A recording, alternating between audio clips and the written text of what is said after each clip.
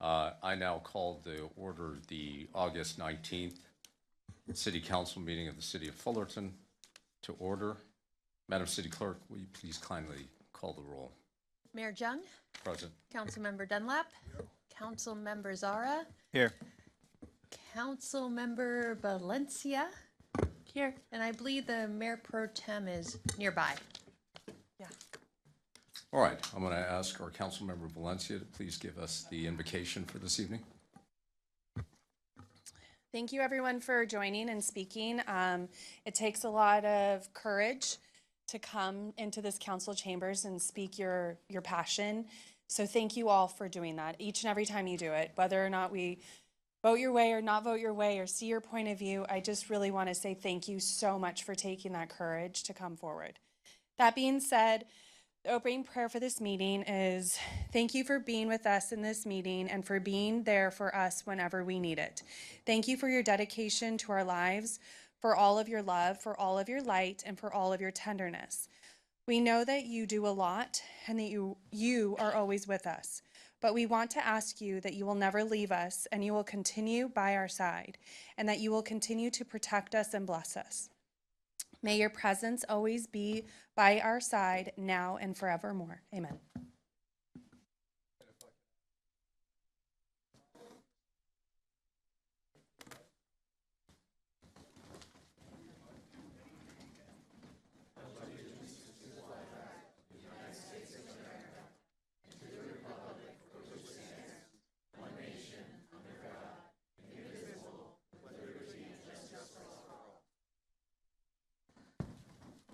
Thank you, Councilman. Mr. City Attorney, anything to report out of closed session this evening? Absolutely, Mayor. So in regard to closed session item 1, council voted to file an amicus brief and coordinate with other cities.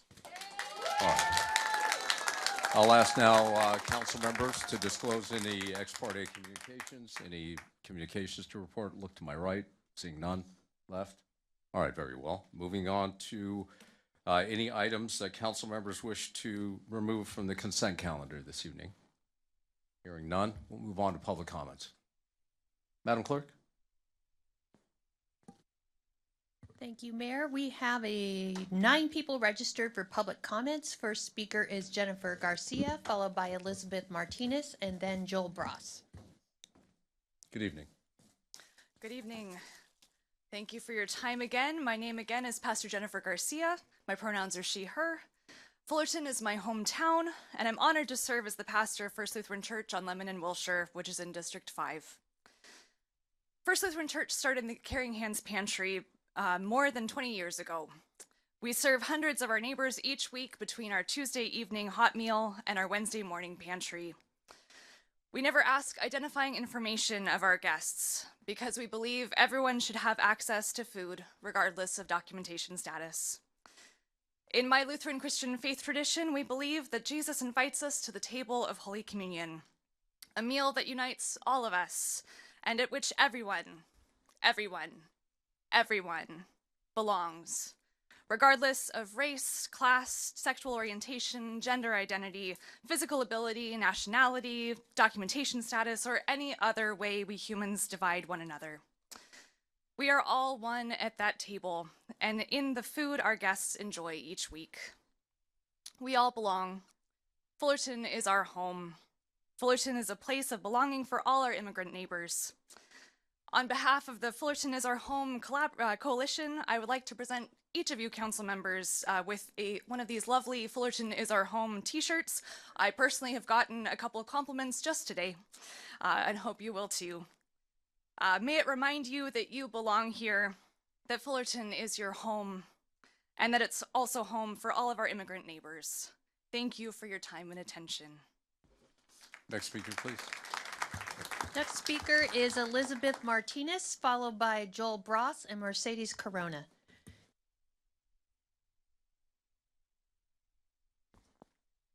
Good evening. My name is Elizabeth Martinez. I grew up in Fullerton. I have lived here for 74 of my 76 years. Okay. I currently reside in District 2, but grew up down the street, down Highland, attended St. Mary's Church, went to kindergarten at Maple School, attended St. Mary's School, and I'm still a member of St. Mary's Church. I want to thank you for listening to us this evening, for listening to the residents of this city who make this our home. My children went to school here. I have been a longtime member. I'm not going to go away. And I ask you to remember that Fullerton is our home and it is a place of belonging for everyone. Thank you. Next speaker. Next speaker is Joel Bross, followed by Mercedes Corona, and then Alan Mullins. Hi, my name is Joel Bross. I had a surgery a few months ago, so I'm in recovery. But my main issue is I've been homeless for quite a long time. Basically, I have a low fixed income, and I need permanent supportive housing. And basically gotten a super runaround in the last places I've been at instead of that, where it vaguely says like, you know, what they're doing, stable housing. Well, stable housing is permanent. That's basically it. This has been going on for 4 or 5 years. To go back, what happened was that I became homeless during the pandemic. I was in a shelter in Huntington Beach, and they inappropriately put me in the rapid rehousing for 3 years, and then in the PAF program, and they basically persecuted, sexually harassed me, and attempted to get me to sign a vilely fraudulent behavior contract with somebody else's name on page 2. And that was in January. This currently the surgery, so I'm recovering here. And needless to say, I'm extremely upset with the lack of the permanent supportive housing. Thank you. Thank you. Next speaker, please. Next speaker is Mercedes Corona, followed by Alan Mullins and Tony Rios. Alrighty, hello. Hello, Mayor and City Council members. My name is Mercedes, and I am born and raised in Fullerton. I am here actually to talk about my school, Orange County Workforce Innovation High School, which is also known as Learn for Life. I am proud to share that through hard work and commitment, I graduated from Learn for Life in May. I have so many great experience, and one of my proudest accomplishments is being student council president, actually. As president, I wanted to highlight the incredible support my school provides to students like me. Reflecting on my past accomplishments, I have successfully completed 6 college courses through the dual enrollment program they offered with guidance of my counselors. This helped me get a jump start in starting school at Cal State Fullerton. I now have a job through the Workforce Innovation Opportunity Act here in Fullerton to help my family with financial struggles. This was possible thanks to my school and the flexible schedule they allowed. Learn for Life offers a flexible schedule which allowed me to go to school, balance my work schedule. Thanks to this arrangement, I was able to make progress with my credits while also caring for my younger siblings, as my family maintains a demanding work schedule. Learn for Life is an exceptional school, ensuring that no student is left behind. Students are given a second chance that is often unavailable in traditional schools. From community fairs, college and career readiness, to workforce readiness, I can proudly walk into college and be self-dependent because Learn for Life has taught me about being prepared as an adult. With social workers and tutors available on campus, the school has provided me everything needed in terms of support. They also taught me how to reach out to the Fullerton community for support. Since joining Learn for Life, I experienced personal growth, built on my character, and received unwavering support from all my teachers. Now that I graduated, I just wanted to share these successes Learn for Life has given me. Thank you, though. Thank you. Next speaker. Next speaker is Alan Mullins, followed by Tony Rios and then Joseph Maldonado. Good evening. My name is Alan Mullins, and I'm coming here to talk about Illumination Foundation in Fullerton. I've been called the N-word over 14 times, brung it to the staff. They have done nothing about it. They got a group of people that treat the place like it's a prison, and they have handpicked certain people they want to pick on. Me being from Texas, not being from California, make me feel uncomfortable in the whole state. Made me don't even want to come here no more due to these group of people that's inside of this place. I'm standing for the future people. Maybe even if I do make the decision to leave, it won't because of California. I see all the beautiful people in here. It's nothing like the people that's there. I had a heart attack in March, and I've been in this place since March, in and out the hospital with only 10% of heart. I recently talked to my doctor, and I'm still at 10%. I mean, this place haven't helped me to increase me to get healthy as far as my high blood pressure and the activities that goes on into the place as far as drugs and also other things that goes on that staff should be more aware of. Maybe their cameras need to work a little bit better or whatever the case might be. Another thing I want to speak on is a lot of things I'm allergic to that I cannot eat into this place, and we cannot bring food there. Well, a lot of food, if I'm going to do my low carb diet, I must eat certain things, not about what they want me to eat and keep hurting me more than why I'm already hurt, but things I should eat that I could buy with my own money. I think this place is what people on the outside looking in won't be able to see. Cameras don't be recorded, so they only go by what people tell them, and our voices not being heard. I want to love California. I heard a lot of good things about California, but I have not as of yet seen it. I wish that Illumination Foundation staff is wonderful, but I wish the staff was the clients and the clients was the staff, because the staff is way better than the clients at Illumination Foundation. I don't know what type of people, you know, if they what their reason for coming there, but I know my reasons for coming there is to get healed. I have a wife, been married for 20 years. I have kids. I could have stayed home, but I want to be here because I choose my health over my family, over everything else, and that's one thing I focus on. This place needs to focus on taking care of their clients and focus on their clients, the ones who bring in drugs in, the one who's not treating the program the way it's supposed to be treated. So just speaking up for Illumination Foundation for people in the future. Next speaker. Next speaker is Tony Rios, followed by Joseph Maldonado, and then Harry Langenbacher.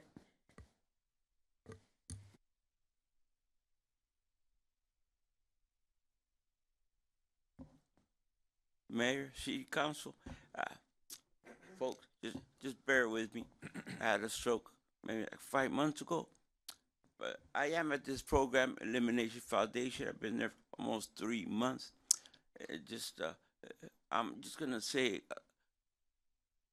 something. I don't even know if it fits in here, but you know they don't really get into a problem. I mean, not having showers for 150 people, not having them for 3 days, that's pretty bad. Not cleaning their filters. They got these sinks in the hallway. Not cleaning those filters for over a couple years. That's bad. Having one microwave on 150 people. Come on, you're gonna get a lot of arguments. Why are you taking my food out there? I mean, you know, little things that they should fix right away. Just things like that. That's all really I had to say.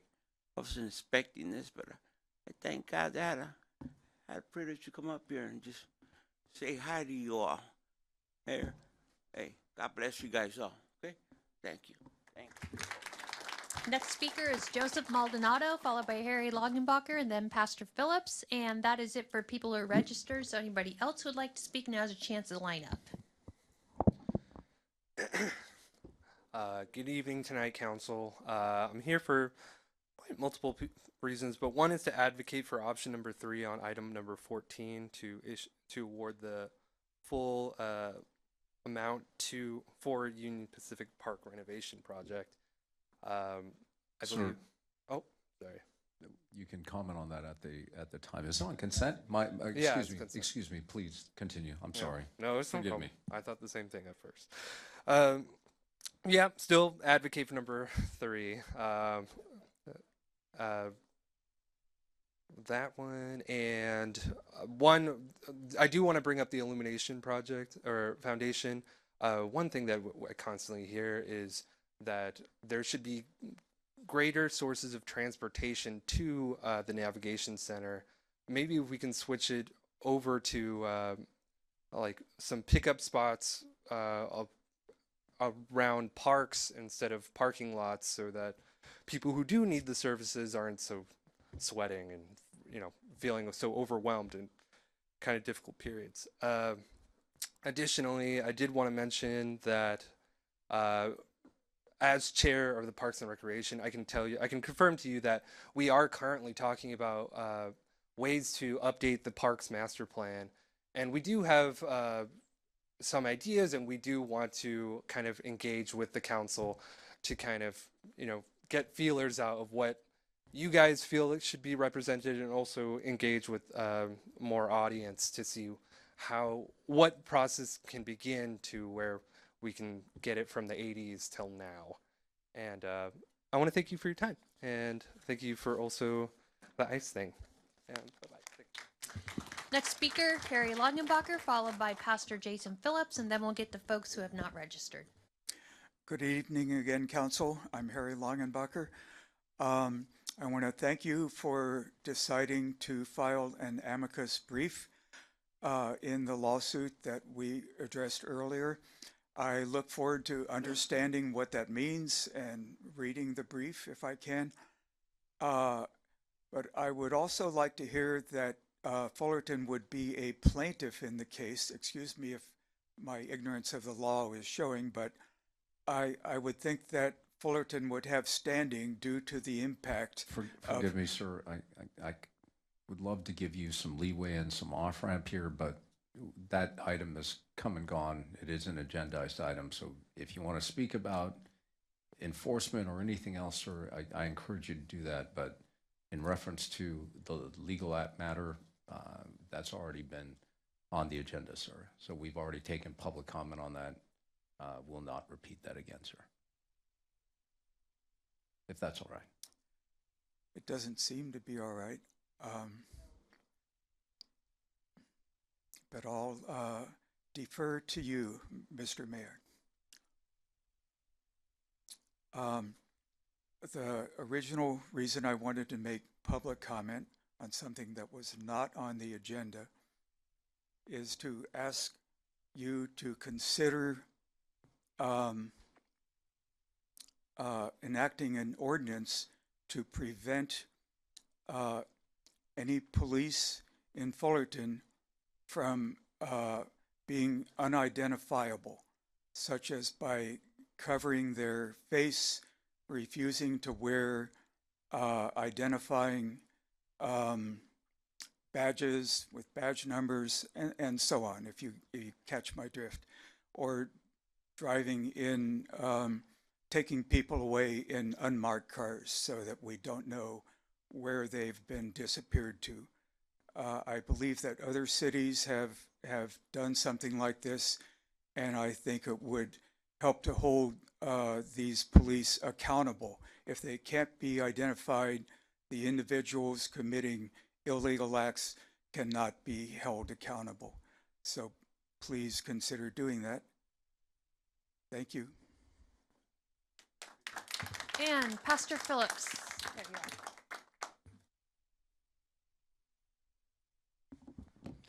Thank you again, Council, for signing on to the brief and listening. I encourage everyone at home to maybe watch those comments if they are available online, because it was incredibly encouraging hearing from the people in our city and from those who have felt othered and haven't felt like they belong here and that Fullerton is their home. And I just wanted to ask for two other things. As Harry already mentioned, that you create an ordinance that would require agents to identify themselves, to not wear masks, to have body cameras on, to drive marked cars, to provide proper paperwork, and identify themselves when asked. And there are cities who are working on it. I believe LA has passed something similar or is working on something. And I also want to ask that you allocate funds for legal aid and support And this is a way for us to embody the reality that Fullerton is our home for everyone and that all immigrants belong. I know there is at least one punk rock fan on the council, and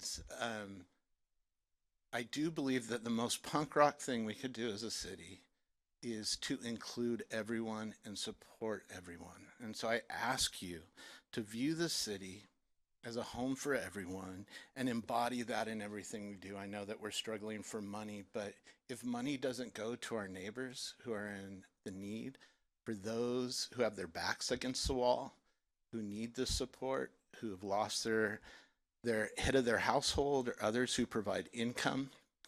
And I believe you heard from Deacon Tony at the closed session that he was left on the street as his family was gone. And so how do we care for those who live in our home? Thank you. And that's it for people who are registered, but I see someone who knows the routine already working their way up here. I want to thank the council for what occurred tonight, both listening to public comments. You listened to everybody. You let it go over time. You didn't cut anyone off at the end. You let them finish. And that felt really respectful and really appreciated. Thank you. And thank you for your vote. I don't know how you voted, but it passed, and I want to thank you for that. That was really a good thing. I want to say that I agree with some of the previous commenters about passing things in Fullerton, about how things are done here. I agree with that.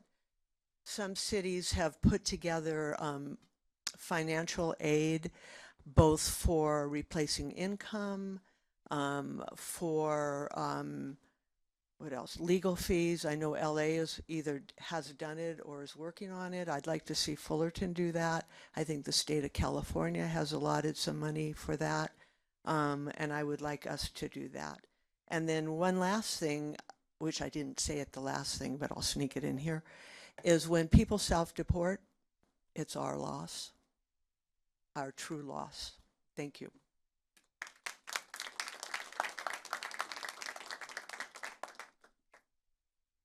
Mark Lino, District 2. With the amicus brief, I'm going to push back. We started this meeting with a prayer. And in the Bible, Jesus said that because you're not hot nor cold and you're lukewarm, I'm going to spit you out. And I just wanted to share that.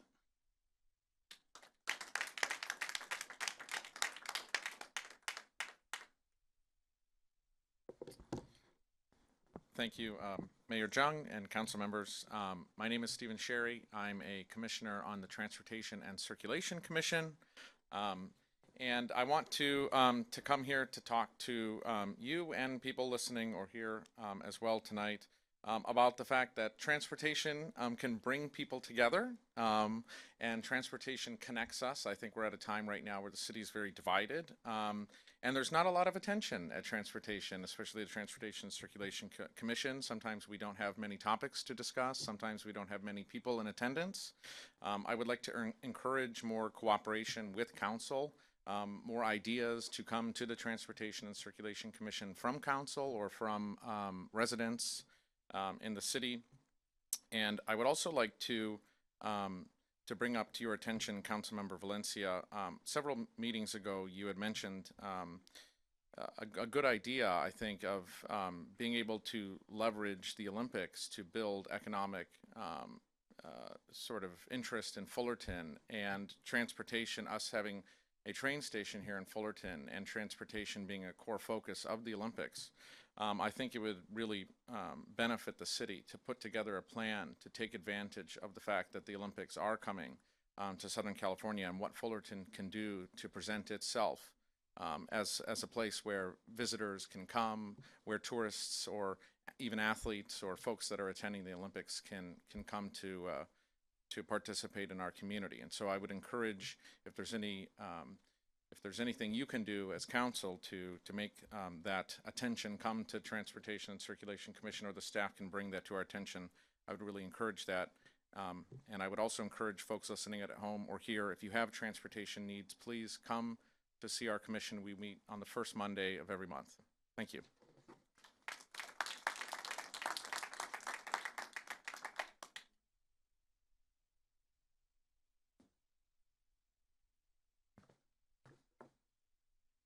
Good evening, Mr. Mayor and council members.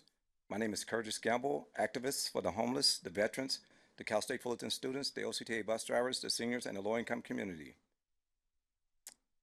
Recommendations. The Rancho La Paz Mobile Home Park, all ages community, is located at 501 East Orangethorpe Avenue across Anaheim and Fullerton, which has 300 mobile homes. That's about 240 in Anaheim and 140 in Fullerton. The 2025 housing element / point in time count shows there are approximately 300 homeless people in Fullerton. While the Fullerton Navigation Center / Elimination Health Plus Home has 150 beds, indicating a need for an additional 150 beds. The Elimination Health Plus Home has agreed to revise the 110 recuperative care beds and the 40 Navigation Center / emergency shelter beds, if needed. The Rancho La Paz mobile home is in the Anaheim SB2 by right industrial zones for emergency shelters, recuperative care, medical respite. It has around 380 homes, which means you will have well over 150 beds needed to meet the city's 2025 housing element / state law requirements. The Fullerton Navigation Center has been a great investment for the city as well as the homeless community. The building was purchased by the city for around $10 million, a little bit more than a year ago. The facility has a total of 150 beds. We currently have 110 recuperative care beds and 40 Navigation Center / emergency shelter beds. The recuperative care program daily cost per bed is around $225 to $300 versus $1,900 to $3,000 for hospitalization. The Navigation Center emergency shelter beds are $80 per day times 30 days equals $2,400 a month. On April the 1st, 2025, the city of Fullerton updated its municipal codes and emergency shelters. I'd just like to say thank you guys for the emergency shelters, and I'd like to thank the speakers that came here and spoke, on behalf of the things that they wanted to improve. This is the Fullerton Municipal Code for Emergency Shelters. It was updated to about 15 pages roughly. This is the Elimination Foundation handbook that they passed out to us about a week or two ago. It has about 19 pages. So we're really trying to make everything work well there, and we need your support. We need you to come there and support us. Thank you very much for your time.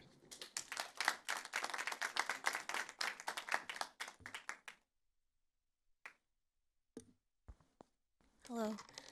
I wanted to talk about two topics. One is the issue of anti-bicyclist, anti-pedestrian hostility on our streets, and an earnest plea for you to do something about this. Recently, Fullerton has been hit by a spate of anti-bicyclist incidents. In one incident, a car driver, aggrieved at a bicyclist for doing really nothing wrong, turned down Orangethorpe and Harbor the wrong way and deliberately hit the bicyclist head on in their car when the bicyclist was simply going forward in the bike lane. The car driver was in the wrong side of the street, and they made this maneuver deliberately as an act of retaliation. In another incident, I learned that on the Fullerton Loop, someone strung a piece of fishing line on a bike-only trail at neck height in order to try to presumably maim or kill a bicyclist. There's numerous other incidents, but these all underscore the importance of protecting some of our most vulnerable road users. It doesn't matter why these incidents happened. It doesn't matter whether the close passes I get when I'm on my bike. It doesn't matter whether the honks I get when I'm on my bike. It doesn't matter whether they're out of malice, ignorance, negligence. It doesn't matter. It doesn't matter whether drivers came from Fullerton or from another city.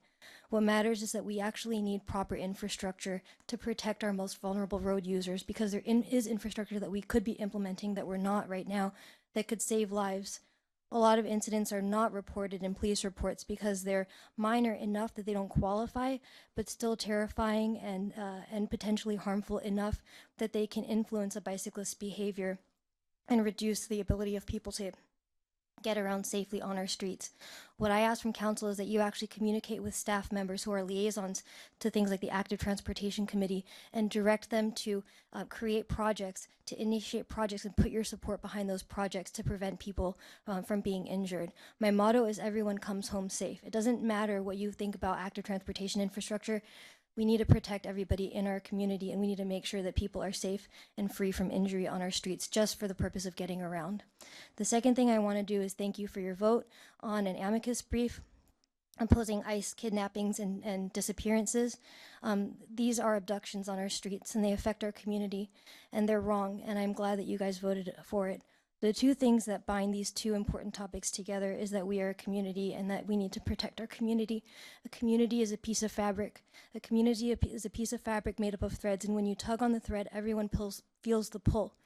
And so it's very important to protect everybody because everybody in our community is important. So we need to save their lives and save our families and save our community. Thank you. And unless anybody else gets in line, this looks like our last in chamber speaker, and we do have a couple of hands in Zoom. Good evening, elected officials, dedicated department heads, and exceptional city staff. Welcome to a late August meeting. August is National Immunization Awareness Month, Children Eye Health and Safety Month, National Breastfeeding Month, and National Wellness Month. I'm happy to be present for a city council meeting. I've arrived here twice to be informed that the council meeting was canceled by the mayor.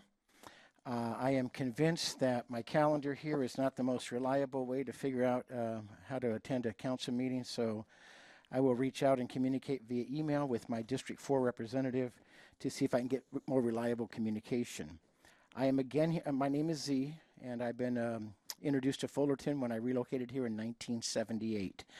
I am again here to advocate for sidewalks and curbs at the 1800, 1900, and 2000 block of West Page Avenue. I'd like to coordinate with District 4, JV, and the Fullerton School District about these sidewalks. I also wanted to congratulate Golden Hills Little League on all their accomplishments. Fred, at the last city council meeting, the committee presented their proposal for where funds should be distributed to Fullerton local services. And you, Fred, asked to move $10,000 from one deserving service to one that you recommended. The audience that night wondered, oh no, what is Fred doing now? What is Fred up to? There is a lack of trust when you speak. So now, what, Fred, what was this about? There was a lack of, I'm sorry, why did you want to move this $10,000? Who was this $10,000 for? Of course, at the last meeting, discussion broke out, and then there were some ideas. Let's take 5,000 from this service group, 3,000 from this one, 2,000 from another. And the conversation went on and on. Talk about a waste of time. Eventually, the committee presenter spoke up and reported that the Boys and Girls Club that you wanted to move the $10,000 to hadn't completed their fourth quarter reporting, so they would not be eligible for the $10,000. And you, Fred, wanted to move it, and did not. So apparently, you didn't do your homework before you attempted to finagle these funds. And after all is said and done here, more is said than done. I want to say go Titans. I want to say go Hornets. And I want to say bicyclists deserve to be safe when they ride. I advocate for the bike pass.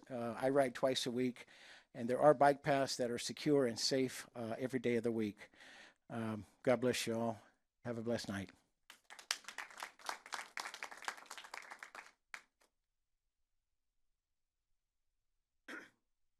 Hello, my name is Kurt Johnston. I'd like to advocate for some better lighting on the corner of Pomona and Commonwealth. That's an area where the buses come out of the bus terminal and turn onto Commonwealth. And I leave there every night, and a lot of times there's groups of pedestrians. You can't even see them. the lighting's, a lot of it has to do with our modern headlights are halogen, and so that makes it even harder. And our intersection lights are solar. So the combination of that, sometimes you can't even, I mean, you're looking and you can't see pedestrians there. I think there's been a few incidents at that intersection, and we could also use some brighter lighting on the corner of Orangethorpe and Harbor. Thank you.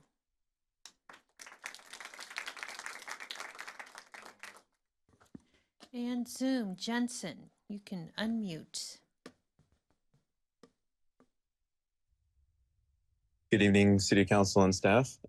I apologize for trying to make my public comment at the wrong time previously, but I would like to direct the council's attention to the last item that had been pulled from the consent calendar during the last council meeting.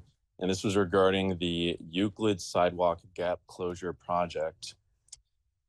This was an item that, could have just as easily been approved with the rest of the consent calendar without any discussion at all. And I feel like the 3-2 vote was highly unfortunate and really lacking an overall awareness of some of the consequences of approving such a project. I think for anybody that actually does use the sidewalks of Euclid, especially north of Malvern, as a pedestrian or as a bicyclist, it's well known that there is a real element of risk, not only because of Euclid being such a main street and there being a very busy street. There has always been a lack of maintenance keeping those sidewalks accessible and safe to use. For example, even after the city had paved with asphalt the east side of Euclid's sidewalk from about Bass and Shuri over to Valley View, there's been multiple sections in which there has been soil that has eroded from the nearby adjacent slopes and have basically settled onto the asphalt, creating an impediment, basically dirt covering about half of that walkway, and very dangerous for somebody if they were on their bike going down, if their pedal were to hit what is now just a hardened, eroded bit of soil on the sidewalk that there is a real chance of clipping that eroded soil with their pedal and losing control of their bike. There's so many bike lanes and areas locally that there is very much close to zero. 3 minutes. And Dominic, you should be able to unmute. All right, can you hear me? We can hear you. All right, thank you, Madam Clerk. I wanted to speak on the issue with the bike lanes and the bicyclists and people getting ran over. As you guys have heard, as the council has heard several times, Commissioner Harrison's wife got ran over by an e-bike. Granted, it was in Anaheim and she did get injured. Now, I will say that I am under litigation for my incident, but I can tell you a little bit about it. It is that I was on an e-bike and I was injured because a parked car was on a bike lane. And yes, I almost died. And Councilmember Charles, who represents my district, has mentioned several times that bike lanes and the bicyclists that are riding without bike lanes, it is a public safety issue. And it really is a public safety issue, especially in my neighborhood where the streets are in absolute disarray. And so Mayor Jung has said several times that he is a car first person and he prioritizes cars more than anything else. And the fact that that's the case, that is very, very disappointing to hear, because several people have almost died, including myself, because there are no adequate bike lanes, or there are bike lanes, but people tend to break bike lane laws and will park on bike lanes because they feel like they have superiority. The thing is that we could solve this today with adding bike lanes on several streets, including Commonwealth, Commonwealth is so torn up. The road hasn't even been finished. So my question is why has that road not been finished? Two, there are no bike lanes past State College going west. So the thing is please, and at this point, please fix this situation, add more bike lanes so we don't have to drive on the sidewalks, let alone almost getting killed. Because if I didn't have my helmet on that day, you would not be hearing from me today. That's all I have for my public comment. Thank you. No more speakers. Okay, we'll go to City Council reports. Councilman Zara, anything to report this evening? I don't have anything much to report. I do want to just thank everybody for showing up and showing solidarity with our immigrant community, including myself as an immigrant. And it was very meaningful, and some, when we show up and we unite, things can happen, So we'll see where this goes, but we need to continue stepping up, and we cannot be complacent in any way.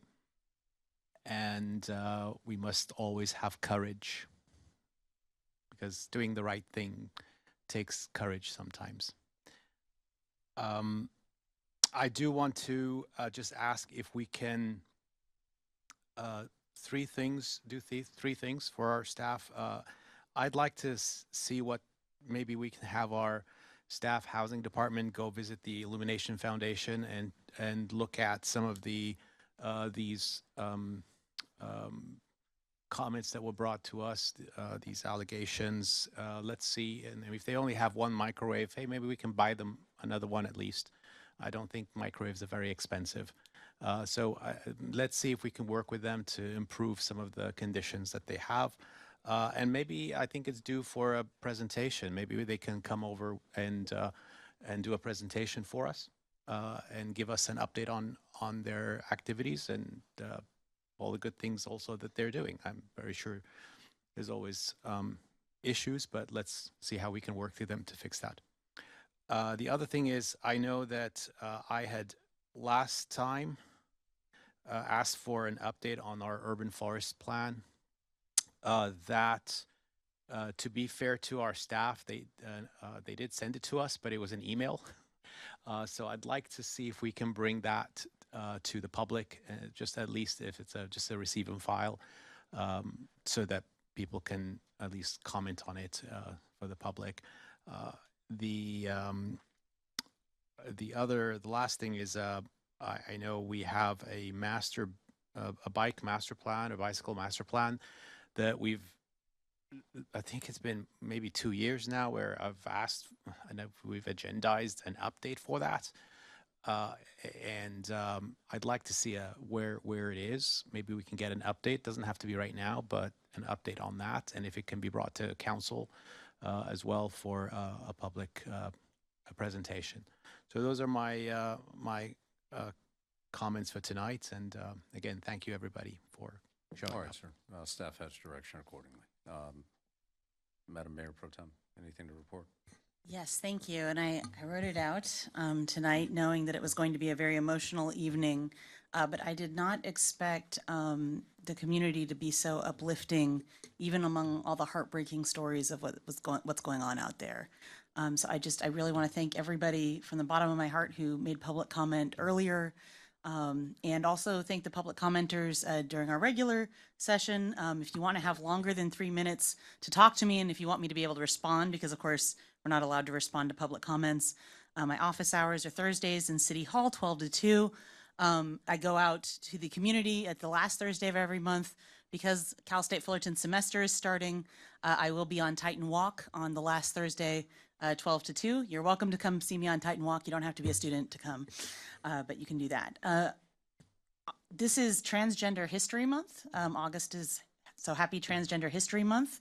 There will be in Fullerton a Transgender Pride event on August 23rd, which is this Saturday, which I'm looking forward to and will be happy to support. It's on my social media if you want to look at it there, Facebook and Instagram. You can also talk to me about, if you don't get my newsletter already, I'm happy to send that to you by email. And if you give me your email or send that to me at shana.charles@cityoffullerton.com, I'll make sure that you get that information. I usually send my emails out in the next couple of days. Certainly I want to make sure people have that information for Saturday. But with the semester starting, these next 3 days are literally my busiest days of the year. So I will do my best. Speaking of Cal State Fullerton, there's been a lot of talk about the Arboretum out there lately, so I thought I should respond to that. I've definitely been keeping track of it. I know it's a very important asset for our broader community, not just a campus asset. The director search is well underway. They had to extend the search for a longer period of time, but it is absolutely happening, and we know there's at least one really good internal candidate who has a lot of support from every volunteer and staff member I've talked to. So hopefully that person will do well. I'm not involved in that process at all. I'm watching it from afar. I've heard though from staff that membership, attendance, and events are all up. If you go any weekend, you'll either see a wedding or, unfortunately, sometimes a funeral. And then there's also, they have these fairs, they have, those kind of pop-up market kind of things, which we also have a lot in downtown these days. So they're doing really well with that. They also created a new patio space for rental. Yes, the grass is brown right now, but staff says that's because they're conserving water. And it will be coming back with the cooler weather. The parking is only free for one more weekend, and unfortunately that is a campus-wide issue. There's nothing that the parking director at Cal State can do. It's not even coming from the president. It's coming from the entire system, where they're trying to make Cal State Fullerton more like other universities in the Cal State system. And so parking is no longer going to be free on the weekends for the entire campus. So we didn't have a meeting of the Orange County Mosquito Vector Control District this month, but we did have notices coming up in Fullerton because there are now typhoid-carrying fleas that have been identified here in our city, as well as West Nile virus mosquitoes in nearby Anaheim. None yet in Fullerton, but basically wear your bug spray. Really important to do that. Get rid of the standing water. And if you need any help with that, the Mosquito Vector Control District is happy to provide you with any information. We also have an extreme heat warning right now. We have lovely air conditioning in here, so we're not really feeling it in this room. But if you go outside and for the next couple of days, it's an extreme heat. So please be careful. Make sure to stay hydrated. Get in air conditioning when you can. We also have our splash pads open. So that's a good way, to take the kids to cool off. And I know we have, buildings that we kind of think of as cooling centers, like the library, the community center. And so my ask for staff, interim city manager, is if you could please make sure that, like the other times when we've had extreme heat warnings, if we could put that information on our front page for the next few days so people are aware. And on our social media, I know we've done this in the past, posting where people can go if they need to get out of the heat during the daytime that we have open, along with the splash pad hours. That would be really helpful. Thank you. And that is my report for tonight. Thank you. All right, thank you, Madam Mayor Pro Tem.